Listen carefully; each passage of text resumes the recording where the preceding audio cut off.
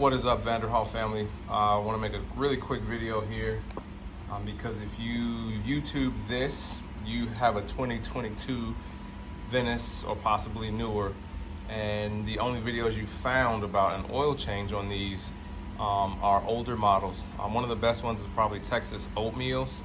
He has a pretty good one that'll get you going, but there are some differences between the older ones, the 1.4s and the 1.5s, and I just want to highlight a couple of those and point out a couple other things to maybe help someone as I set out to change the oil on their 2022. So of course you got to put it up on the ramps, take the cowl off, no big deal. I did use the Rhino ramps. If you go to Harbor Freight, there's like a $5 to $10 difference between the Harbor Freight ones and the Rhino ramps. And the Rhino ramps have a greater weight capacity. So I just ponied up and spent the extra 10 bucks and got them from Amazon and got the Rhino ramps. Biggest difference you're gonna find with the 2022s versus the, I think the 17s and 18s, whatever year, like Texas Oatmeal and the other young lady has, is your oil filter is not up top like in their videos. Your oil filter is actually going to be right there. See that? I've already replaced it. That's the new one that I put on. So even if you're 3 wheels down on your 2022, you can see the oil filter. I had the privilege of having mine in the air when the wheels and tires and the street glow was put in it, so I could see underneath it.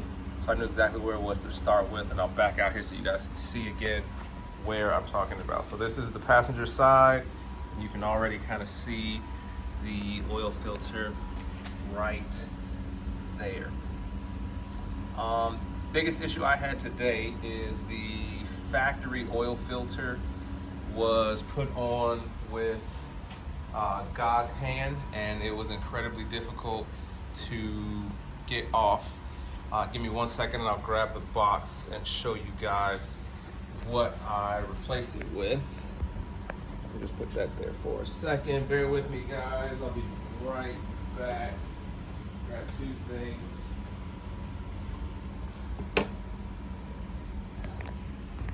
All right, so this is the oil filter that I replaced it with. Okay, it's a little bit longer, so it should be a lot easier to get this one off next time. And I just went and got an adapter tool really quick to grab the oil filter. Problem with these is once you put your socket or your extension in here, now the filter won't sit down far enough. The adapter won't sit down far enough on the filter to get a good bite. And I've already taken the other one to Advanced Auto so they could replace it. So you have 2 options. A lot of the old school tricks won't work with these 2022s because it's hard to tell from here, but once you're underneath it, there's almost no room, right?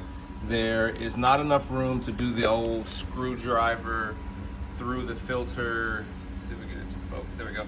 The old screwdriver through the filter trick, and there's not enough room to wrap it with a strap and use some kind of a breaker bar or pry bar to get it off. Those of you who've had tight oil filters know some of those old school tricks.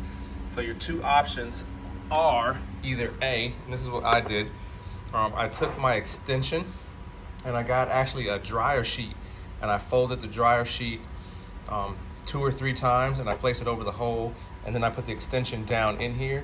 And what that did is that allowed the extension to have enough of a bite where it wouldn't slip out, but it didn't let the extension go deep enough where it interfered with this adapter going deep enough, and it grabbed hold to the filter that way, and I was able to break it loose. On my way to Advanced Auto, I gave my lieutenant a call, and he suggested, which was a good idea, that you just take a hammer and just tap in the very top of the filter, just make a dent in it so that the socket or the extension doesn't interfere and you can get a good bite. But this will probably help you a lot if you're going to change the oil in your 2022. That is the type of filter that I replaced it with. If you've done your research and you watch a lot of YouTube videos on these Vanderhalls, you typically hear that these come out of Chevy Cruzes or Chevy Sonics. As of 2022, I don't believe they're making those anymore.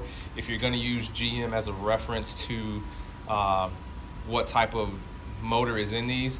The 1.5 liter turbo GM motors as of 2022 can be found in Chevy Equinoxes.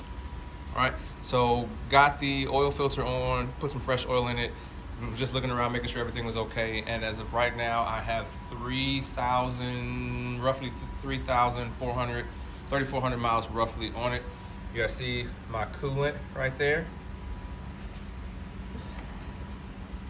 Take that off. Come on. See down there. Almost bone dry. There's some in there, very little at the bottom, so I'm gonna top that off. I live in Florida, so it gets hot. And as of the time of this video, it's the end of May, and we're already having 90-degree days. So with just over 3,000 miles, my coolant reservoir is almost completely empty. So I'm glad I changed my oil today so that I found that. But I hope that helps someone, right? Rhino ramps to get her up in the air, take your cowl off. And the biggest difference in the 2022s is going to be that your oil filter is down here. And it's not as long as that one. Again, that's an aftermarket one. The one that came from the factory, I forgot what type it was. Blue. Irregardless, it's shorter. It's not as long as that one. So you see the top of the Mobile One patch right there. That's probably about as long as the blue ones are on the 2022s. And that space is incredibly, incredibly tight. You can't just stick your hand straight in there and grab it. It's kind of at an angle. So it takes some thinking and some patience to get it off, but it can be done. Just hope that helps someone. And again, while you have the cowl off, check all your other fluids, because I would have hated, oh, perfect angle, look. Almost nothing in there. 3,400 miles on it, Central Florida living. Hope that helps, guys. Enjoy, good luck, have a good one.